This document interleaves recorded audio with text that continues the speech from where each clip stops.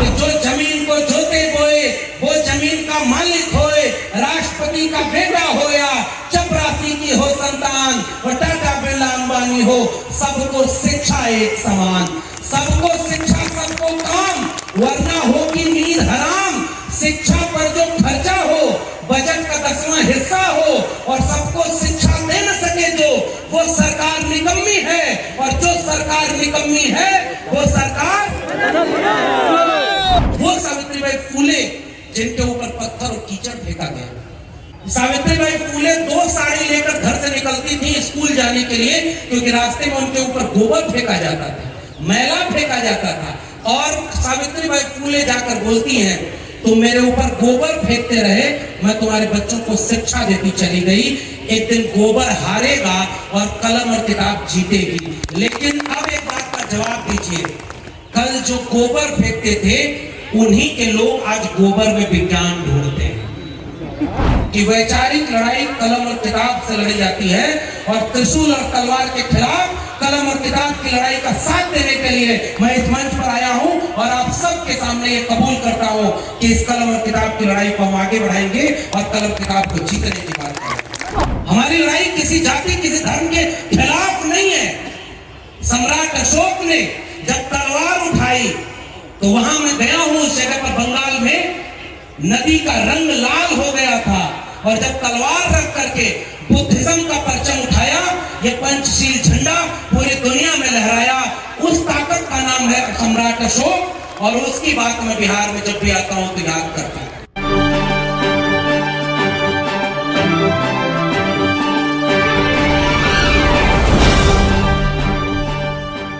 असल में लड़ाई विचारधारा की है, असली लड़ाई विचारधारा की। किसी नेता के खिलाफ किसी पार्टी के खिलाफ हमारी लड़ाई नहीं है। हमारी लड़ाई कलम और किताब बचाने की है। और मैं शुक्रिया अदा करता हूं फतेह बहादुर जी का, और उससे ज्यादा शुक्रिया उस राजनीतिक दल का करना चाहता हूं जो अपने विधायक के साथ कंधे से कंधा मिलाकर खड़ा है और उन्होंने हिम्मत दी। एक शेर बड़ा मौजू है कि जुल्म के साए में लब खोलेगा कौन, और हम भी चुप रहे तो फिर बोलेगा कौन। इसलिए मैं पूरी तरह से इस बात की, इस लड़ाई की, इस वैचारिक लड़ाई के साथ खड़ा होने आया। क्या बोला था इन्होंने, फतेह बहादुर जी ने? उन्होंने माता सावित्रीबाई फूले का कोटेशन बोला। इस मंच पर आदरणीय शिक्षा मंत्री चंद्रशेखर जी बैठे हुए हैं। इन्होंने क्या बोला था? अधम जाति में विद्या पाए, भयउ यथा अहि दूध पिलाए।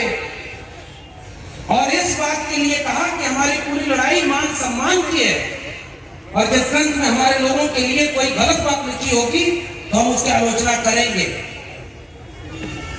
क्या बोला है तमाम बहुजन लोगों ने जो ये सवाल खड़ा किया सम्मान और स्वाभिमान का? तो गर्दन काटने और जीभ काटने वालों को मेरा एक सवाल है, भाई आपके यहाँ तो काटने मारने का परंपरा नहीं था, आपके यहाँ तो ऐसी ताकत हुआ करती थी कि एक श्राप दे देते और ये भस्म हो जाते। ये तो हिंसा आपके धर्म में तो थी नहीं। इसका मतलब कोई ऐसी ताकत नहीं है, कोई ऐसा श्राप बना ही नहीं है, वरना गर्दन काटने की बात नहीं करनी पड़ती। इसीलिए सबसे पहली बात यह है कि वैचारिक लड़ाई कलम और किताब से लड़ी जाती है, और त्रिशूल और तलवार के खिलाफ कलम और किताब की लड़ाई का साथ देने के लिए मैं इस मंच पर आया हूं, और आप सबके सामने ये कबूल करता हूं कि इस कलम और किताब की लड़ाई को हम आगे बढ़ाएंगे और कलम किताब को जीतने की बात करेंगे। आज ये कार्यक्रम जो हुआ है, ये कार्यक्रम माता सावित्रीबाई फूले के ऊपर, और ये होता है एक वैचारिक आंदोलन। अगर आपको फतेह बहादुर जी की कोई बात गलत लग रही है तो आपको यह कहना चाहिए कि ज्योतिबा फूले और सावित्रीबाई फूले गलत है, नहीं कह सकते। अगर आपको बाकी लोगों की बात गलत लग रही है तो ये बात तो हजारों साल से हमारे पुरखे पूछते आए, तुम कद बाबन हम कद सूद और हम कद लोहू तुम मैं और चौपाइयां पढ़ता हूं, मैं तो अपने ऊपर बात भी नहीं कर रहा हूं। प्रोफेसर जी हैं, शिक्षा मंत्री जी, और आदरणीय आलोक मेहता जी बैठे हुए हैं, अनिता जी बैठी हुई हैं, मंत्री हैं। मैं आप लोग के सामने देखिए शुरू में एक बात कहना चाह रहा हूं। आलोक सर जब बोल रहे थे कि हमारी सरकार है तब ये कार्यक्रम हो रहा है और ये जलसे की तरह हो रहा है, और फर्क देखना होता तो आप हमारे यूपी में आ जाते, वहां अयोध्या, मथुरा, काशी तीनों है, और अगर आप इस तरह का कार्यक्रम चलाएंगे तो उसके लिए बुलडोजर खड़ा हुआ है। ये अंतर है उनमें और हम में। वहां पर कांवड़ लेकर जाने वालों पर वहां के मुख्यमंत्री फूलों की बारिश करते हैं, और 69,000 शिक्षक भर्ती के घोटाला के शिकार SC, ST, OBC 500 दिन से ज्यादा समय से आंदोलन कर रहे हैं, उनके ऊपर उनकी पुलिस लाठी चलाती है। और बिहार एक ऐसा राज्य है जहां तलवार और त्रिशूल के सामने आजादी के बाद पहली बार कोई सरकार ऐसी है जिसने एक साल में 5 लाख लोगों से ज्यादा को सरकारी नौकरी दी। 5 लाख से सरकारी नौकरी ज्यादा दे दी। और अभी तो शिक्षा मंत्री जी बैठे हुए, शायद 13 जनवरी को फिर 1 लाख लोगों को नियुक्ति पत्र बांटा जा रहा है। और ये है वो बिहार की जमीन। इसलिए मुझे लगता है सर, हमारे जैसे लोग जब बिहार आते हैं तो इसकी मिट्टी में आज भी हमें तथागत बुद्ध की तर्कशील प्रज्ञा, करुणा की ताकत महसूस होती है। इसलिए हम बिहार से ऊर्जा लेकर जाते हैं। इस बिहार जब हम आते हैं तो सम्राट अशोक को याद करते हैं। आज के लोग कहते हैं हम अखंड भारत बनाएंगे, और यहाँ के लोगों को कहते हैं कि अगर आपको इनका मामला कबूल नहीं तो आप पाकिस्तान चले जाइए, बोलते हैं ना। और अखंड भारत में 45 करोड़ मुसलमान बाहर से भारत में आ जाएंगे, उसका क्या करोगे? इसलिए जब बिहार हम आते हैं तो सम्राट अशोक को याद करते हैं। ये इतिहास है आपका। हमारी लड़ाई किसी जाति, किसी धर्म के खिलाफ नहीं है। सम्राट अशोक ने जब तलवार उठाई तो वहां मैं गया हूं, उस जगह पर बंगाल में नदी का रंग लाल हो गया था, और जब तलवार रख करके बुद्धिज्म का परचम उठाया, ये पंचशील झंडा पूरी दुनिया में लहराया। उस ताकत का नाम है सम्राट अशोक, और उसकी बात मैं बिहार में जब भी आता हूं तो याद करता हूं। ये बिहार मानव कर्पूरी ठाकुर की जमीन है। ये बिहार कर्पूरी ठाकुर की जमीन इसलिए मैं कहता हूं, इतिहास इसलिए भी याद किया जाना चाहिए सर। मैं उत्तर प्रदेश का रहने वाला हूं, और जिस समय उत्तर प्रदेश में मुख्यमंत्री थे, आओ अगर आपकी भावना आहत होती है इस तरह के बयानों पर, तो प्रोफेसर चंद्रशेखर ने यही सवाल पूछा था कि अगर तुम्हारी किताब में कोई बात लिखी है जिससे हमारी भावना आहत होती है, तो हमारी भावना की कोई कीमत नहीं है क्या? हम अपनी भावना आहत करने वालों के खिलाफ बोलेंगे, और इसका अधिकार हमें भारत का संविधान देता है। संविधान ने इजाजत दी। तो एक इतिहास ये भी याद करिए, और इस बात को आज कहने का वक्त है। उत्तर प्रदेश में मुख्यमंत्री थे राम नरेश यादव, और बिहार में मुख्यमंत्री थे कर्पूरी ठाकुर। एक अहिर बिरादरी के और दूसरे नाई बिरादरी के। दिल्ली के लोग उस इतिहास को याद करिए, उन्होंने क्या कहा कि दिल्ली से चमड़ा भेजा संदेश, और बार बनावे कर्पूरी और भैंस चरावे राम नरेश। ये किसने नारा लगाया था? बड़ जात बतियौला से और छोट जात लतियौला से। ये मुहावरा किसने बनाया था? ये सवाल हमने पूछना शुरू किया, क्योंकि तुमने कभी अपने धर्म के नाम पर हमें एक माना ही नहीं, तुम हमें जातियों में बांटकर अपमानित करते रहे हो। अहिर, गडरिया, कुर्मी, चोर और घर सारे का टंगरी तोड़, भोजपुरी समझते हैं ना? तब मैं बिहार में खड़ा हूं, और उस बिहार में जो समाजवादी आंदोलन, बिहार के लोगों के इतिहास पढ़िएगा, त्रिवेणी संघ का आंदोलन जो 90 की बात करता है, उसके बाद अर्जक संघ और बाबू जगदेव प्रसाद का आंदोलन। ये आज के नौजवान जितने आए हैं सेल्फी खिंचाने, मैं उनसे कहना चाहता हूं, पुराने लोग तो उस इतिहास के गवाह हैं, नौजवानों को आज पता ही नहीं कि धर्म की अफीम क्यों चटाई जा रही है, क्योंकि आपसे आपका इतिहास कोई पढ़ने नहीं देना चाहता है। बाबू जगदेव प्रसाद, महामना रामस्वरूप वर्मा, उनके नारे को याद करिएगा, जिसमें समता की चाह नहीं, वह बढ़िया इंसान नहीं। समता बिना समाज नहीं, बिन समाज जनराज नहीं। और जो जमीन को जोते बोए वो जमीन का मालिक होए, ये नारा लगा था। और समाजवादी जगह है ये भाई। बिहार के लोगों, आपसे ऊर्जा लेने के लिए मैं इस इतिहास को याद कर रहा हूं। क्या बोला था उन्होंने? दो बातें हैं मोटी मोटी, हमें चाहिए इज्जत और रोटी। हमारी लड़ाई इज्जत और रोटी की लड़ाई थी। जितने लोगों ने ये लड़ाई लड़ी है वो इज्जत और रोटी की लड़ाई है। तो समाजवाद का नारा था, मिटे गरीबी और अमीरी, मिटे चाकरी और मजबूरी, रोटी कपड़ा सस्ती हो और दवा पढ़ाई मुफ्ती हो।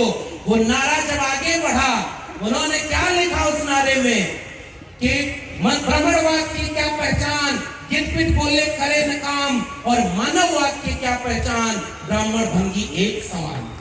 ये नारा था। और उस नारे को डॉक्टर राम मनोहर लोहिया ने आगे बढ़ाया। इस पूरे नारे में कहीं आपको हिंसा नजर आ रही है क्या? किसी के खिलाफ गाली नजर आ रही है क्या? किसी का अपमान नजर आ रहा है क्या? उस नारे को डॉक्टर राम मनोहर लोहिया ने आगे बढ़ाया। सब पिछड़ा संग सोपा ने बांधी गांठ, और पिछड़ा पावे 100 में 60। और उस नारे को बाबू जगदेव प्रसाद और रामस्वरूप वर्मा ने आगे बढ़ाया कि 100 में 90 शोषित हैं, शोषितों ने ललकारा है, धन धरती और राजपाट में 90 भाग हमारा है, 10 का शासन 90 पर नहीं चलेगा, नहीं चलेगा। किसी के खिलाफ ये लड़ाई है क्या? ये लड़ाई आपके हक अधिकार की लड़ाई नहीं है। और उस नारे को जब आगे बढ़ाया तब उन्होंने कहा कि जो जमीन को जोते बोए वो जमीन का मालिक होए, राष्ट्रपति का बेटा होया, चपरासी की हो संतान, और टाटा बिरला अंबानी हो, सबको शिक्षा एक समान। सबको शिक्षा सबको काम, वरना होगी नींद हराम। शिक्षा पर जो खर्चा हो बजट का 10वां हिस्सा हो, और सबको शिक्षा दे न सके जो, वो सरकार निकम्मी है। और जो सरकार निकम्मी है वो सरकार, ये हमारी लड़ाई है, शिक्षा की कलम और किताब की लड़ाई है। और मैं याद करता हूं, मैं 3 मंत्री इस मंच पर बैठे हूं। मैं सच बताऊं, उदय जी बैठे हुए हैं, विधायक जी बैठे हुए, बहुत सारे लोग। ऐसा बयान आज के वक्त में कोई भी अगर दे दे, सच बोल रहे हैं। डॉक्टर अंबेडकर को कोट करे, सावित्रीबाई फुले को कोट करे, उनकी पार्टियां उनसे कहती हैं कि ये उनका निजी बयान है, हम इनसे सहमत नहीं है, हम सबका सम्मान करते हैं। और आपके नेता, मैं याद करता हूं, मैं इतिहास याद कर रहा हूं अपने लिए, और मेरे जरिए ये बात जहां तक जाएगी, राष्ट्रीय जनता दल के लोग बैठे हुए हैं, ये बात कहने में अगर संकोच भी करेंगे तो अपने इतिहास को हम जैसे लोग याद करेंगे। जब मंडल आंदोलन आया, बीपी मंडल साहब यहाँ बिहार के थे ना, आरक्षण कहां से आई और कर्पूरी की मां और बहन के लिए गालियां दी गई थी, वो किसका था? और आलोक मेहता साहब अभी बोल रहे थे, उस जगह का नाम बोल रहे थे जहां पैर में चप्पल पहन करके आप सड़क पर नहीं चल सकते, तब अपना बरहिया। और मैं तो कह रहा हूं सर, ऐसी जगह दर्जनों रही है, और इसलिए पैर में चप्पल पहनकर चल नहीं सकते, उनके सामने खटिया पर बैठ नहीं सकते, और तो और छोड़ो, तालाब से पानी नहीं पी सकते। इससे इस देश के लोगों का अपमान नहीं हुआ था क्या? इंसान वो नहीं थे क्या? कलम पकड़ ली, वेद सुन लिया तो कान में शीशा पिघला के डाल दो। दुनिया में कहीं ऐसी बात लिखी गई है क्या? नहीं सर। इस देश का प्रधानमंत्री विदेश जाकर बोलते हैं कि हम युद्ध के देश से नहीं, बुद्ध के देश से आए हैं, और भारत में आते हैं तो बुद्ध के खिलाफ युद्ध छड़े हुए हैं। वहां जाके कहते हैं कि हम बुद्ध के देश से आए हैं। अरे भाई, वहां जाके बोलो ना कि हम उस देश से आए हैं जहां दुनिया में लोग एक तरह से पैदा होते हैं, हमारे यहाँ कोई मुख से पैदा होता है, कोई भुजाओं से पैदा होता है। ये बात दुनिया में नहीं बोलते, क्योंकि दुनिया वाले आपके ऊपर हंसेंगे। ऐसे नहीं होता भाई। क्यों? क्योंकि आपको बंटवारा करना था। इतिहास का मैं याद करना चाह रहा हूं, जब ये अपमान चारपाई पर बैठने नहीं दिया, इतिहास भूल गए क्या? अभी हमारे यहाँ उत्तर प्रदेश में कांड हुआ, 2 लोग, 2 परिवार के दोनों तरफ हत्या हुई, और जो यादव था उसके सामने बुलडोजर खड़ा कर दिया कि इसका घर गिरा दिया। ये अपमान आज की तारीख में हुआ। उत्तर प्रदेश में हमारे मुख्यमंत्री रहे, आदरणीय मरहूम नेताजी के वो मुख्यमंत्री के बेटे रहे, ऑस्ट्रेलिया से पढ़ करके आए थे, और जब मुख्यमंत्री आवाज छोड़ा तो गंगा जल से उनका आवाज धुलवाया। ये अपमान नहीं हुआ क्या? हुआ सर। और इसलिए मैं पूछने आया हूं, जब ये अपमान आपके लोग करते थे, 90 में बीपी मंडल साहब से विधानसभा में, पुराने लोग जानते होंगे, जब से मैंने इतिहास पढ़ा है, मैं अपने लोगों को समझाने के लिए बात कहता हूं। जब ये इतिहास बोला गया कि बीपी मंडल साहब के सामने खड़े होकर कहा गंगा में तेल रिस गया, आग लग गई, तो खड़ा होकर बोला गया कि एक शूद्र जब मुख्यमंत्री बन जाएगा तो गंगा में आग नहीं लगेगी तो और क्या होगा। बीपी मंडल साहब ने खड़े होकर बोला ये गंगा में आग तो तेल रिसने से लगी है, लेकिन हमारे यहाँ होने से तुम्हारे सीने में जो आग लगी है इसको हमें और भड़काए हैं, सबकी बराबरी का भारत में बना दे। अब समझ रहे कि नहीं? आधा किलो गाय का गोबर अगर लीप लीजिए तो वह रेडिएशन नहीं होगा। सुना? आधा किलो गाय का गोबर अगर ऊपर से ढक लीजिए तो परमाणु बम के हमले से बच जाएंगे। आधा किलो गाय के गोबर को हिनूर हीरे से भी ज्यादा होता है। तो हमारे प्रवक्ता ने बोला कि इतना फायदा है अगर उसमें, तो अगर रोज आधा किलो गोबर खाया करिए तो दिमाग भी बढ़ा। इसमें तो किसी का अपमान नहीं है ना भाई। अगर वो वैज्ञानिक है तो खाना चाहिए। उस गाय के बछड़े को गोबर और वहां हलवा रख दीजिए, वो सूंघ के क्या खाएगा? गोबर खाएगा कि हलवा खाएगा?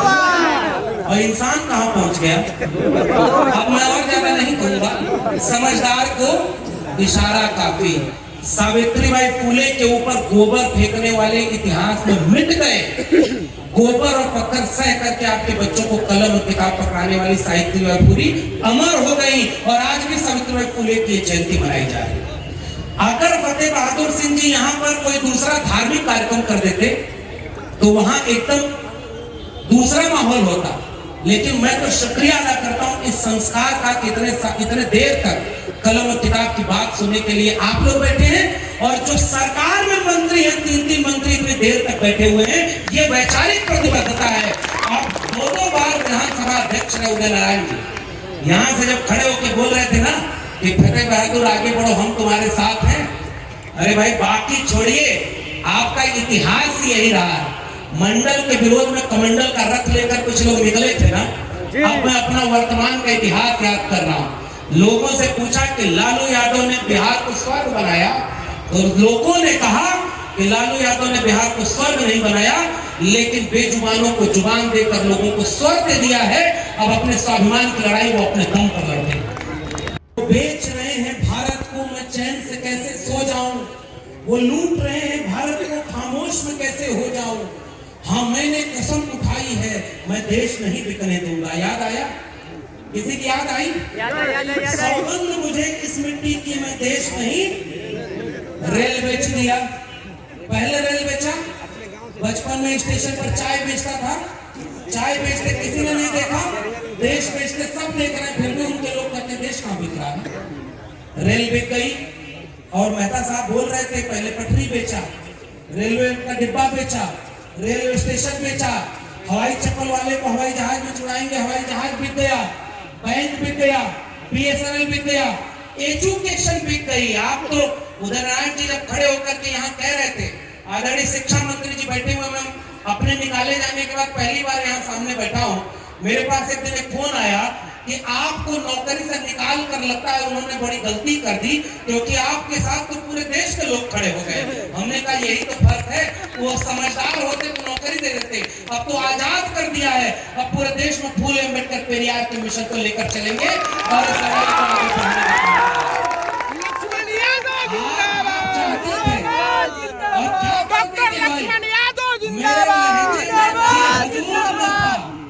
मेरे लहजे और कोई मेरा कसूर न था, केवल यही लड़ाई हमारी है। और जब इन्होंने कहा कि भाई हम आपके साथ खड़े हैं, बिहार के समाजवादी लोगों ने कहा कि हम आपके साथ खड़े हैं, तब अपने आप लोगों को लगा कि ये वैचारिक लड़ाई है। डॉक्टर अंबेडकर पढ़ने गए थे तो स्कूल से बाहर बिठा दिया, डॉक्टर अंबेडकर रोए थे। डॉक्टर अंबेडकर विदेश गए तो 32 डिग्री लेकर वे भारत लौटे थे, और 32 के 32 डिग्री में एक अभी फर्जी डिग्री नहीं थी, सारी ओरिजिनल डिग्री लेकर के। और देश के प्रधानमंत्री की डिग्री का पता नहीं है कि ओरिजिनल है। साथियों, आपके यहाँ के नेता को आप मैं बधाई देना चाहता हूँ कि मुझे लगता है वहाँ की जनता भी मानती है कि हम अपने नेता के साथ खड़े हैं, हम अपनी पार्टी के साथ खड़े हैं। लेकिन एक वादा हमसे करिए, आपसे कुछ लोग आएंगे और कहेंगे कि धर्म खतरे में है, धर्म बचाने जाना है। मंदिर वही बन रहा है ना, मंदिर तो उनके पहले भी था, मंदिर उनके बाद में रहेगा। लेकिन आज गृह मंत्री का बेटा कहाँ है पता है आपको? जी, दुनिया का सबसे अमीर संस्था है बीसीसीआई, उसका चेयरमैन कौन है? जिसको बल्ला बैठ करने कभी नहीं आता, वो उसका बेटा वहां बीसीसीआई का चेयरमैन है। वो अगर डेरी आंदोलन में आकर के दंगे में धर्म बचाने की लड़ाई में आए तब मानिएगा कि धर्म खतरे में है। तब तक अगर नहीं आता है तो आप यकीन मानिएगा कि आपके बच्चों की कलम खतरे में है, किताब खतरे में है। इसलिए धर्म बचाने की लड़ाई आपकी लड़ाई नहीं। दूसरी बात, जगदेव बाबू की विरासत के लोग आज वोट कहां देते हैं? अभी उन्होंने बहुत महत्वपूर्ण बात कही आदरणीय मेहता जी ने। उन्होंने कहा कि बहुजन आंदोलन मजबूत हो रहा है, फूले अम्बेडकर पेरियार की विचारधारा मजबूत हो रही है और आज उनकी सरकार बन रही है। ये 24 का चुनाव आखिरी चुनाव है। किस बात का? कि इसके बाद ये देश संविधान से चलेगा या मनुस्मृति से चलेगा। सीधी लड़ाई एकदम साफ साफ है। अगर 24 में संविधान को बदलने वाले जीत गए तो उसके बाद इस देश में शायद कभी दोबारा चुनाव नहीं होगा। ये मैं आपसे कह के जा रहा हूं। और उसकी लड़ाई का आगाज किसने किया? यही बिहार की जमीन है। इंडिया गठबंधन का आगाज इसी बिहार की जमीन से हुआ। बहुत गुमान था उन्हें कि जेल में झूठा मुकदमा लगाकर आपके नेता को कैद कर देंगे तो उनको खत्म कर देंगे। लेकिन वह नेता जब जेल से बाहर आया है, राजनीति नहीं कर रहा, लेकिन अकेला आपका नेता उनके सामने खतरा बनकर खड़ा है, जिसने इंडिया गठबंधन की बुनियाद तय कर दी। और आदरणीय नीतीश कुमार जी, आदरणीय उप मुख्यमंत्री तेजस्वी जी, इनके नेतृत्व में कलम बांटने की, और महिलाएं यहाँ खड़ी है, बात कह के जा रहा, बात सावित्रीबाई फुले की हो रही है ना। महिला आरक्षण विधेयक जब आया तो उसके बाद 10 साल पहले मुलायम सिंह यादव, लालू प्रसाद यादव, आदरणीय शरद यादव सदन में खड़े होकर कहे थे, हम चाहते हैं कि महिला आरक्षण बिल आए, लेकिन उसमें कोई शहर की महिला के साथ कोई पत्थर तोड़ने वाली भगवतिया देवी तो कोई फूलन देवी भी सदन में पहुंचे, इसके लिए कोटा विद कोटा इसमें होना चाहिए। इस लड़ाई का क्या हुआ साहब?